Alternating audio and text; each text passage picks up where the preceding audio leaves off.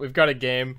This is the Summit 7 China qualifiers. LGD.Forever Young versus Vici Gaming. Again, I'm stepping in. Lumi was supposed to be casting those games. There's other games that are about to start in 5 minutes that I'm supposed to be casting, but I'm pretty sure I'm supposed to wrap this up. So it's game 3 of LGD.FY versus Vici Gaming. I'm actually going to pull up the bracket here because I'm interested in what's actually going on. So let's have ourselves a quick look. Sorry to those of you in Dota TV if I'm cutting out. It's because I'm alt-tabbing to a different screen, and for some reason your mic doesn't continue to be picked up. So I'm going to alt-tab again quickly here. And have a look at some brackets. You guys on the stream, of course, can still hear me. And let's have a look at where we are. So this is... lower bracket. Round 1. LFY versus Vici Gaming. I guess the people in-game want to hear this as well. This is lower bracket round 1. LFY versus Vici Gaming. Game 3, we're all tied up 1 apiece. Loser advances. Loser advances. That would be an interesting format. Winner advances, but it's only 1 step closer to being qualified. The loser is going... Well, they're not going home, but they're staying home because they're not going to be making it to the summit. In terms of our bans, we are going to see the greatest amount of position 4 hate that I have ever seen in the initial 4 bans. Train Protector, Ricky, Sand King, and the Earth Spirit all removed. We've got Nyx Assassin picked up, so it looks like that's probably going to end up being the position 4 for LFY as Vici Gaming say screw it. They're just going to pick themselves a Slardar Lifestealer. It's not an old school combo necessarily, but we haven't been seeing it as much this patch. And they're just going to somewhat put their cards on the table early on here. 10 seconds. They do still, of course, have the opportunity to shift their lineup a little bit around with their later picks in terms of their mid and whatnot. But Slardar 4, Lifestealer position 1, does show that their lineup is going to be pretty active, pretty aggressive, looking for the Roche. Probably looking to get a little bit more building damage in there as well, which is going to be a little bit of a problem, I think, for them, because to get building damage, for the most part, you need to pick physical damage heroes, because they go well with the Slardar, but then you're making yourselves pretty easy to counter by LFY, because then they only have to itemize against 1 damage type, which is not that big of an ask. So, alright, let's see how this plays out. We got the Terrorblade already being picked up for LFY, certainly very good against the Lifestealer. Nyx can't really man-fight him at all. Of course, he has very, very high armor as well, so doesn't really care as much about the Lifestealer bombs, potentially, especially if there's a little bit of counter-initiation coming in shortly afterwards. It makes a lot of sense that the Dazzle gets banned, because it definitely needs to be banned here. Very, very good combo with the Terrorblade. And also, of course, very good against the Lifestealer and the Slardar. Alright, draft is slowed down a little bit, as I guess LFY have to consider what they're really afraid of. I wonder, could a pick... Oh, no, there's the Nyx Assassin. I was about to say, like, oh, could a pick like Lesh be okay here? But it's interesting, because they have the Nyx Assassin, a lot of the heroes that you want to pick against the Terrorblade, you don't really want to pick anymore. You want to pick, like, a Zeus, or a Lina, or a Lesh, or any of these AoE clearing heroes against the TB illusions, because right now they have nothing really to deal with TB illusions past a certain point. I mean, a Crush and Infest pop out is going to do a little bit of damage, but not enough past a certain point. But all of those heroes that I just mentioned, you don't want to pick into the Nyx Assassin. Why would you want to play the Lina or the Lash or anything like that? The one strategy that they could go for is to maybe put one of those heroes mid and then put an Omni Knight in the off lane, so they're going to protect their mid hero from the Nyx Assassin in that way. I think that could be pretty cool. I think the Guardian Angel is also really sweet to have against the Terrorblade, so that's maybe one way to approach this. What would another way be? What are the other ways to deal with the TB? They don't want to pick something like a Sven. I think that would just be too weird, and then you're running like Lifestealer mid or something like that.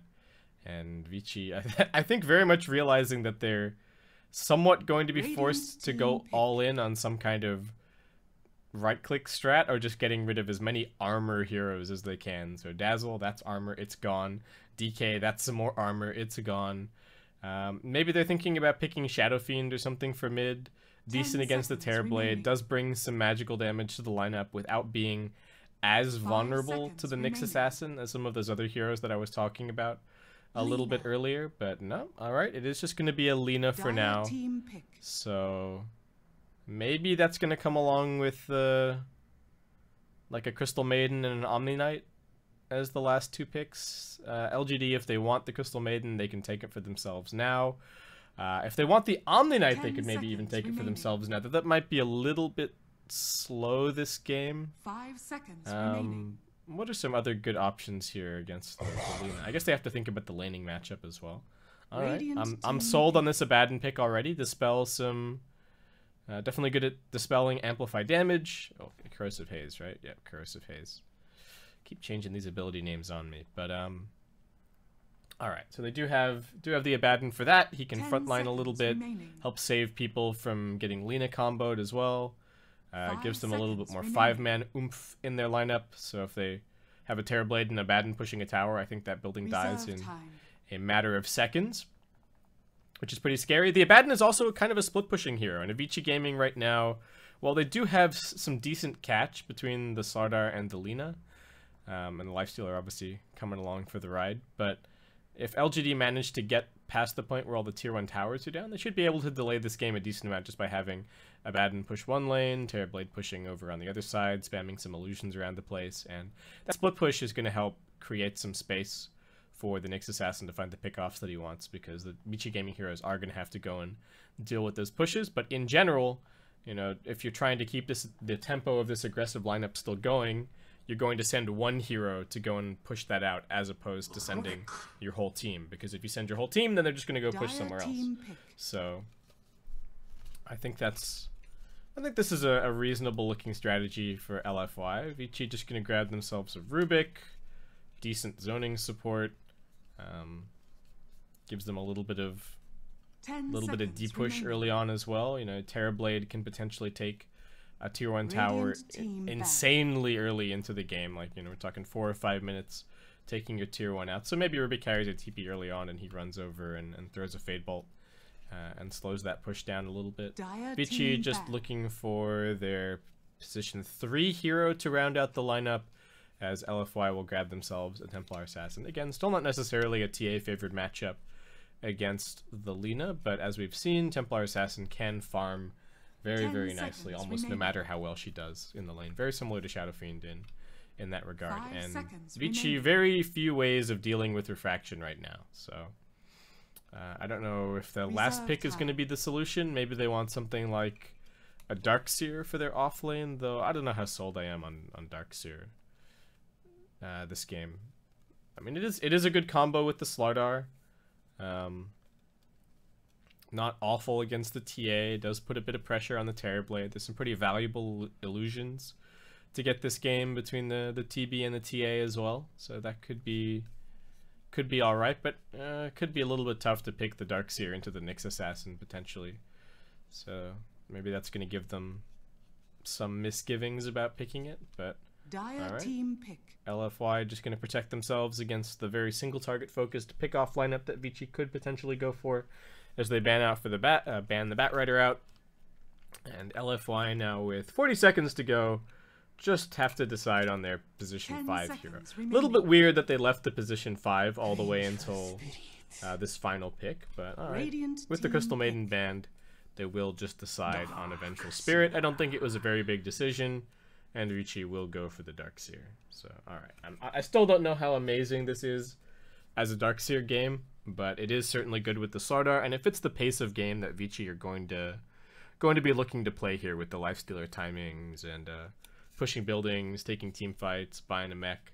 It's all good stuff. LFY's lineup is a little bit slow to get off the ground. Vengeful Spirit can rotate around a little bit with the Nyx Assassin, but Abaddon in general I think is going to be relatively static in his lane. TA wanting to farm up a decent amount. Though I think they should have quite a bit of time, because Avicii, as much as they do push, they push waves and they are pretty aggressive in taking team fights early, they don't actually force buildings that well. Lifestealer probably has to go for a Deso build this game just to give them that little bit more. 10 seconds remaining. That actually sucks for him because it's 5 seconds. I think there's two schools of thought on this. So there's the one school of thought which says you've got the corrosive haze. Maybe you don't need Desolator as much because past a certain point, well, once they get into a certain amount of negative armor reduction does actually start to scale off a little bit. I could be misremembering how the mechanic works here. I wanted to remember to switch my overlay. But yeah, I also think is my overlay in the wrong place? We'll get into the game and then I'll check. I think it's not actually completely lined up, so maybe I have to shift it around here. I guess that's kind of okay. It's not in the way of anything at the very least. What am I dragging around here? All right, now looks like we're all good. Okay, so this is for anyone who happens to just be tuning in. This is LFY versus Vici Gaming, Game 3. Loser is eliminated here from the Summit 7 China qualifiers, and winner will keep their dreams alive of getting a little trip and getting to play at a pretty big LAN event. This upcoming summit should actually be pretty sweet. And God, we've got so many LANs. There's so much Dota going on at the moment. There's so many qualifiers, but the qualifiers are just getting me hyped, and I hope they're getting you guys hyped as well for the upcoming actual tournaments. It's LAN season, baby. Okay, so for Vici, we got Jal on Lifestealer again. Chuan's going to be on his oh-so-shiny Rubik. And we've got Amy on the Slardar. Ori is going to be on the Lina. And finally, we have Yang on the Darkseer. Meanwhile, for LFY, Afu once again on Nyx had some amazing plays in the previous game. That spiked Carapace on the Templar Assassin mid. I didn't even talk about too much after it happened because the game was ending. But that was a game-winning play there. Getting the spiked Carapace off and the follow-up stun on the TA who had just blinked in. You could probably argue that it was a bit of a game-losing play from the TA, but still, Afu, finding that opportunity. Monet is going to be your Terrorblade, DDC on the Vengeful Spirit, Super on the Templar Assassin, and I really need to figure out what to call this guy on the Abaddon. Jack or Josh, somebody save me. There's a 5-minute delay on the stream, so unfortunately the chat's not that helpful, but good for anti-sniping purposes. Alright, so we do have the Slardar Darkseer lane getting run up here. They do have a little bit of vision off to the side, so they see that these supports are rotating their way in. There is an Observer and a Sentry on Afu, so he's probably going to try and deal with those in a little bit. The Metamorphosis has already been popped by the TB, but that's just going to help him get these CS underneath the tower, as he has been forced under there by the Ion Shell. And Slardar even going to get a couple of free hits in, as DDC trying to zone him out, but without any backup. Looks like Abaddon has managed to get the creep wave into a decent position, so that's looking like his level 2 more or less secured, as the mid lane goes very nicely for Ori, spamming back the TA and forcing out that salve nice and early here, and going to use that little bit of extra space that he's generated for himself to go for a bit of a clarity break. Though he needs to be careful not to get that clarity broken by some side blades, and that's what Super is looking for right this second. He gets a nice one. Little snipe. Ori needing to be careful with his salve here. Gonna juke and jive just to try and get the full regen, and he does manage to make it back up to full HP. Does he opt for the deny? Does actually manage to grab it. And now dragging the creep wave back over to his side. Taking some side blade damage in the process, and actually dropping very low from the side blade. That's going to be a Shrine forced out early on here. As Super just going to munch on a secondary double tango, and he's going to be okay. Darkseer did back off into the jungle just for a second so that the Slardar could take over the lane and pick up his level 2, it looks like. And Abaddon, knowing that they are still just zoning over at the off lane, is going to be able to race the Rubik for this bounty rune, and will be successful in doing so. Alright, so Lina back after a quick shrine break is looking pretty good. Afu running around here with the boots, hoping to find a low HP Darkseer jungling up, but he has already retreated his way back. The Radiant have ended up losing their Observer Ward off to the side here, so unfortunate for them. Afu, oh, is he just dead? How many tower shots is he going to take? He's got the Slardar hunting for him. Does manage to get the stun off, but there is a sprint available and no spiked Carapace, so he's looking very dead. Deciding that he doesn't want to give the kill to the Lina, but he's not going to get any choice in the matter as Ori finishes him off with the Dragon Slave. Over on the other side, Yang still just pressuring up. Only 9 CS so far, so the Terrorblade, along with the Vengeful Spirit, doing a pretty decent job of denying a lot of these creeps, but as soon as he gets the level 2 Ion Shell up, his potency in this lane is going to get even stronger, and Lina just gets the solo kill on mid. What on earth? How does that happen? Looks like got a nice stun off, chewed through the refraction charges, and then easy light strike array. Was not expecting that. He drops low, will be forced all the way back to base, so a little bit of farming time for the TA, but still very nice for Lina, and she's going to be returning to the lane with her boots and some very nice progress towards her bottle as well as she wants it. They're going to get the Ion Shell and the Surge up onto the Slardar. DDC doesn't actually have a tango to get through the trees here. Monet going to try and let him through with the Quelling Blade, and looks like DDC has been able to juke it out. Slardar now on the run. Afu looking to close him off. He's got range for the stun, but he's actually just going to get stunned up by the crush. Alright. Amy able to run away, but now pretty much completely out of mana. So, just going to have to back up here, it looks like. Ori still playing very aggressively on the mid lane, but only ahead by 2 CS. Able to play so aggressively because he knows where the supports are, because they're running at the off lane all this time. Darkseer getting mana burn now. Nice stun, catches him over in the trees, and looks like they are just going to try and pincer him a little bit. He instead runs north. He's picked up a TP scroll, but no mana to use it, and just relying on the strength of his stout shield to help keep him alive. Another solo kill. What on earth? Another solo kill mid? Really? Okay. Alright. Templar Assassin brought down once again. Looks like Super did manage to do a little bit of shopping before he was brought down. I don't think this is that one-sided of a matchup, but Ori is certainly making it look that way right now. So, a good start for Vici across the board. The Terrorblade, however, not really getting slowed down that much by the Darkseer pressure. Lifestealer just working on some phase boots right now, it looks like, as Slaughter does come in here, planting down yet another Observer Ward to keep this Lina's vision looking good over the mid lane. DDC, almost level 3. I wonder if we'll just pick up a second point in the Magic Missile here. Putting on the pressure, Afu also running over with some boots, the Mana Burn doing good damage, and somehow Yang is chosen as the lucky winner of that Hadouken to the face.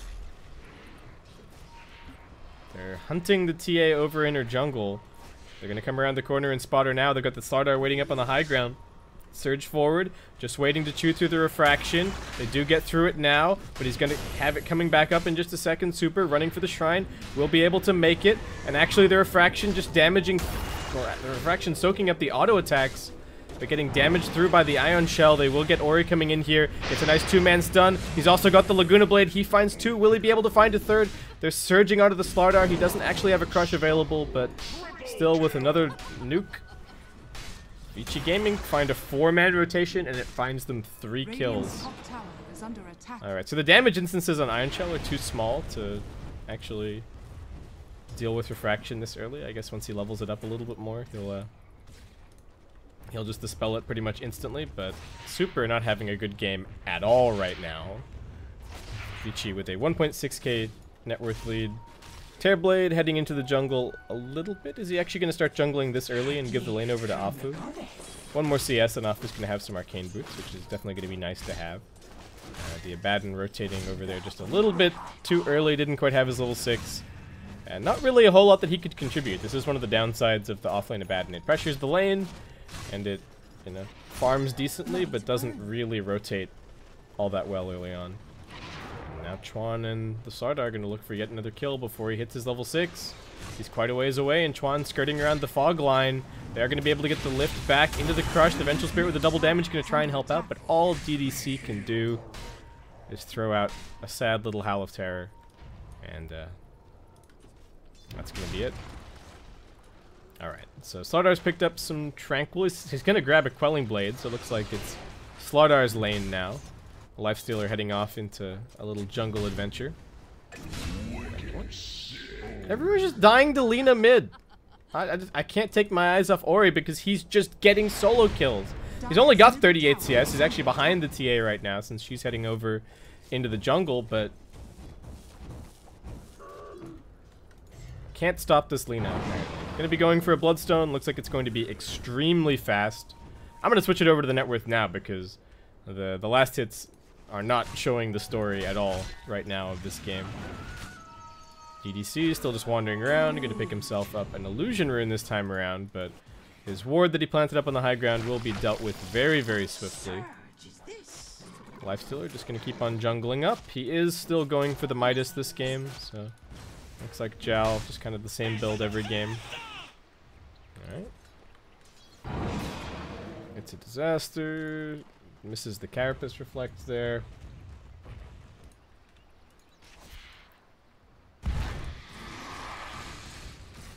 Yang does have his Arcane Boots now, so his farm speed can pick up a little bit, especially now with the level 4 Ion Shell. Vici with a 2-man smoke. It is an interesting time to pull the Lifestealer off the lane, but, well, off the jungle. But looks like there aren't any creeps for him to farm at the moment anyway. And 2 of those camps are going to be blocked out by some DDC illusions, it looks like. So they're just going to go for this Nyx Assassin here on the mid lane. He does manage to get the Carapace off. Gets dragged back. Doesn't get hit by the stun, but they get the kill easily. Monster kill streak, and now Vici looking towards this tier 1 tower. The glyph does get forced out, and Super gonna try and defend it as best he can with the TA trap, but Vici's still going to get a few last auto attacks out on it. LFY going to try and push bottom at the same time. Lifesteal already TPing down, and that's the advantage of walking to a lane to gank. He does get stunned now. Metamorphosis is going to be popped. He gets the rage off, still running for it. Phase boots off cooldown. Still being pursued. Another magic missile actually not available. You just need these auto attacks from the Terrorblade Metamorphosis, and they will actually be able to muscle him down. I mean, he knew the heroes that were down here. I guess just didn't expect that the magic missile stun would be able to land. Probably thought that he would be able to rage it, but alright. LFY firing back.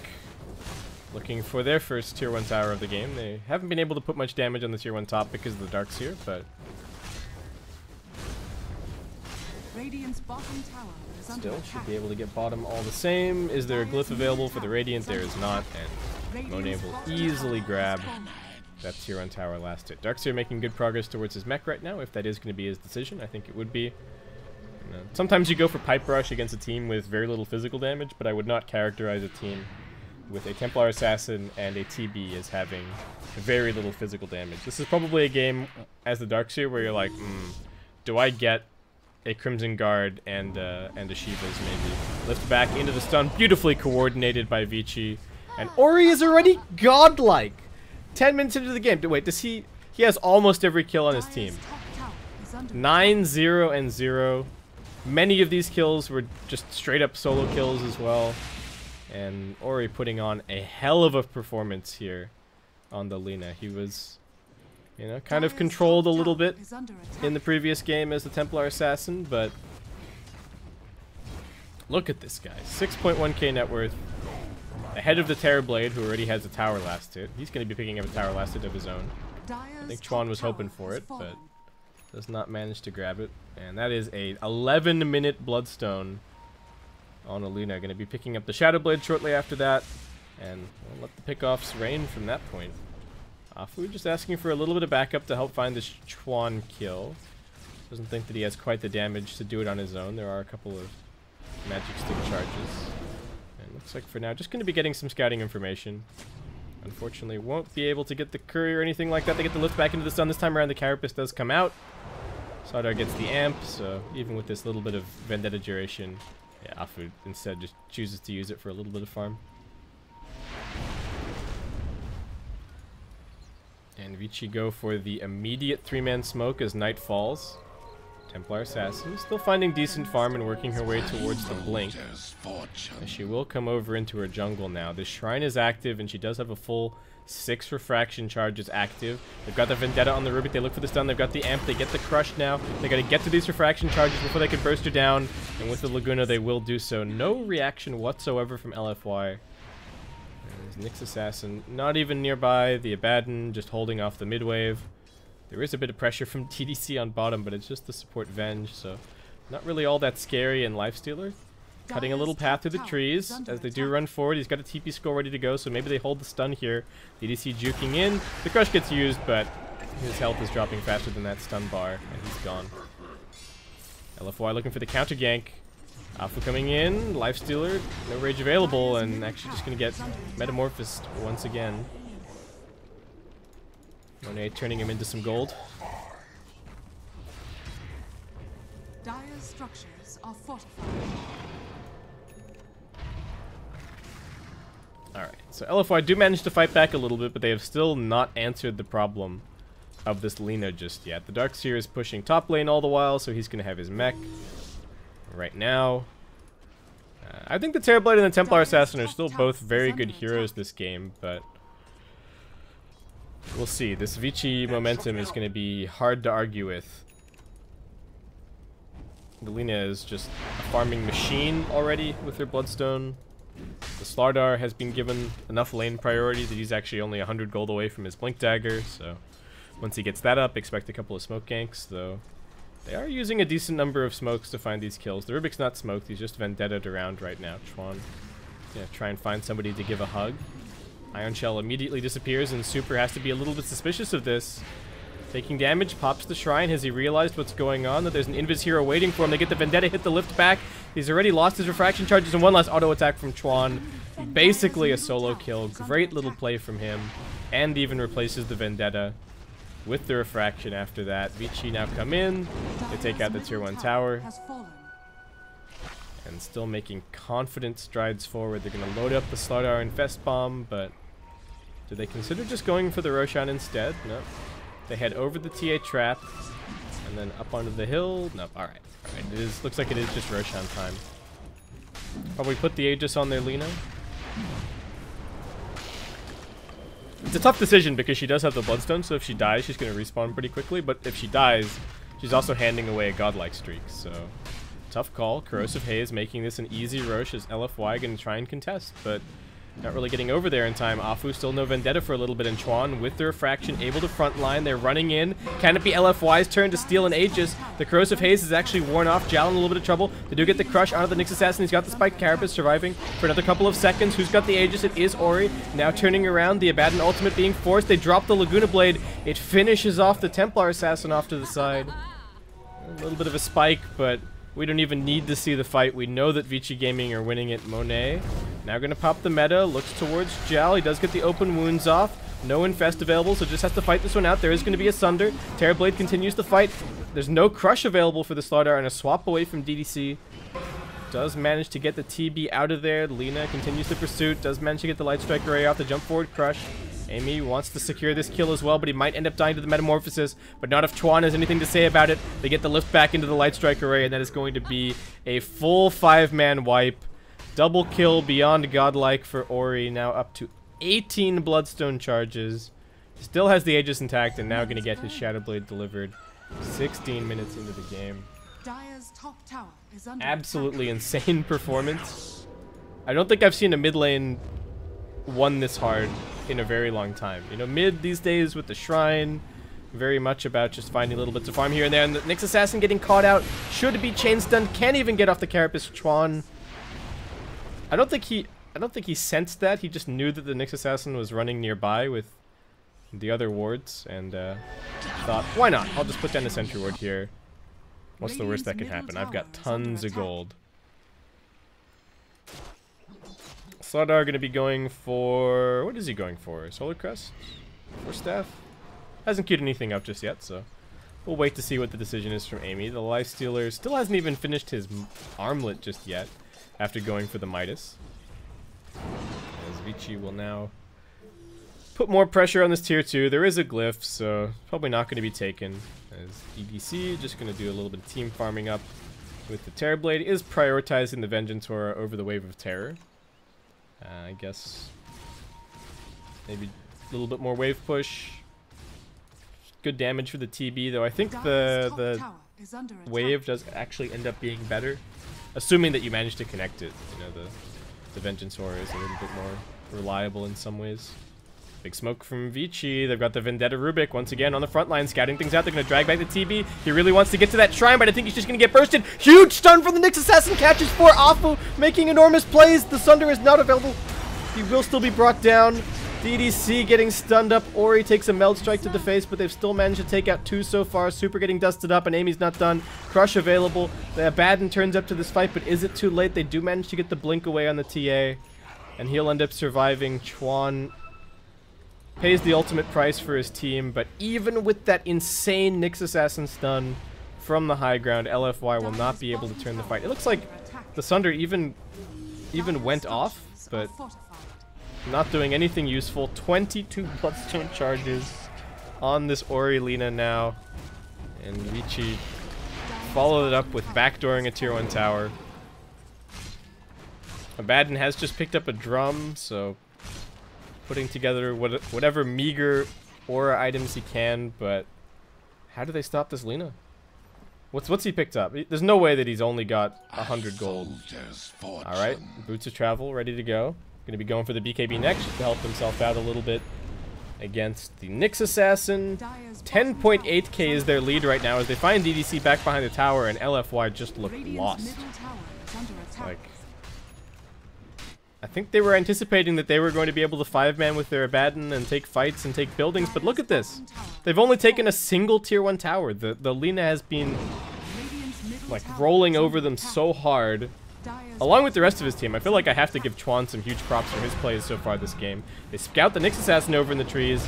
There's a Corrosive Haze and some auto attacks. The Laguna Blade not even required. Super jumps in with the Meld Strike, but he gets amped up, and he might not even be safe. Gets vacuumed back into the Crush, and he's gone. Beyond Godlike Streak, the Reflection will keep them inside of the base a little bit as the Laguna Blade gets thrown out over into the Terra Blade. He survives, courtesy of that shield from the Abaddon, who is now getting healed back up by his ultimate, but they've still got the lockdown, they've still got the chase, they've got the chain stun, and Lina is just unleashing hell from the sides of this fight. She's still got the Aegis for a couple more seconds, tanking up the tower somewhat. Does need to be careful. Tier 3 almost gone. They've got more chain stun on the TB. They've got a TB illusion of their own, which is now going to focus and finish off DDC. Double kill for Yang, and Afu's done. LFY are done. They're out of the Summit 7 China qualifiers, and Vici Gaming will keep their dreams alive. They won Game 1 in 24 minutes. They lost an hour-plus slugfest in Game 2, but they fire right back in Game 3, and they're going to wrap this one up in 20 minutes' time. Maybe I can even make... Oh, no, I'm probably not going to make the first game of the other series for MDL, but thanks everybody so much for watching. I appreciate you tuning in. If you have any feedback, my name's Basecape. It's just down in the title. You can check me out on social media. Thanks so much for BTS for having me on to cast. I'm going to be back to cast some more games for them on the stream, I think, in just a second, so I'll probably just leave it up. The MDL delay is technically lower than the Summit delay, so maybe the stream will go down as I set up some overlays and stuff. But thanks so much for watching. Hope you guys are enjoying all the Dota action. There's tons more stuff going on some other streams as well, so if you're hungry for Dota, I'm sure it's out there, but I'll catch you guys soon for some more action. Stick around.